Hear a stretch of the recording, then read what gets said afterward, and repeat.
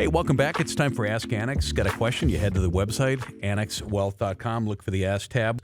I'm Danny Clayton. Matt Morzy is Director of Research and a CFP at Annex Wealth Management, part of our investment team. Hey, Matt. Hey, Danny. Fred Coleman, CFP and a Wealth Manager. Welcome to you. Thanks, Danny. First question. Recently read a suggestion that says after age 62 and you're still working, it's not unreasonable to curtail retirement contributions to some extent in order to start spending more and enjoying life. I have two friends retire and get sick not soon after. It makes me think, can that be planned for? No, I put the emphasis on some of those words, but she makes an okay point. This is a great point. It's definitely something to be thinking about. And it goes back to the thought of why do we save? Why do we invest? We invest because we want to do more of the things that we care about. That's the entire reason for saving and investing. But you want to make sure you also have enough.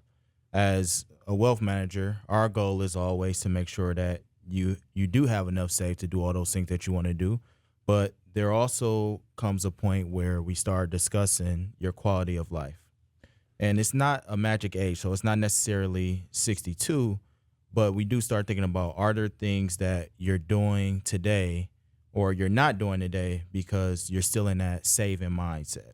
When you're in that position, when you no longer need to save, this is when we start thinking about, all right, the dollars that you have in your 401k or in your investments, that's going to far outweigh, and how those are invested are going to be far more important than the new contributions that come in, just because you don't have a lot of time for those to grow.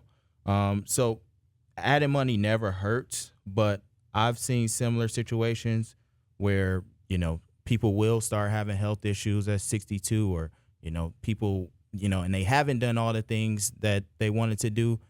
So then you go back and look and may have some regrets. But I also have seen times where, most people do live out into their 80s and 90s. So you want to make sure that you're financially secure all the way through. And for those who are, in between that 60 to 65 age, this is the perfect time to start getting a plan to see, can I start scaling back on some of those contributions to live, a lifestyle that I want to live?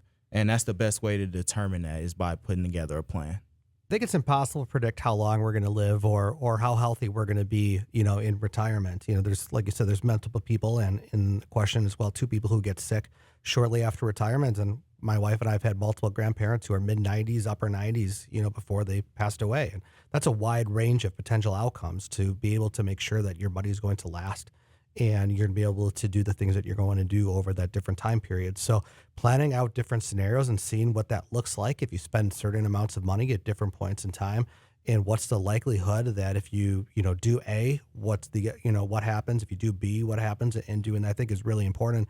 And really making sure you're not on too far on one side of the spectrum, whether, some people are, I'm only saving for later on and I'm not going to do stuff today, or I'm spending my money today because I don't know how long I have, or that YOLO mentality and I'm going to do it now. That's the other side. And, I think too, you really want to balance a lot of that, because I default to I'm going to save this money now so that 10, 20, 30, 40 years from now, I could do all of those things that I want.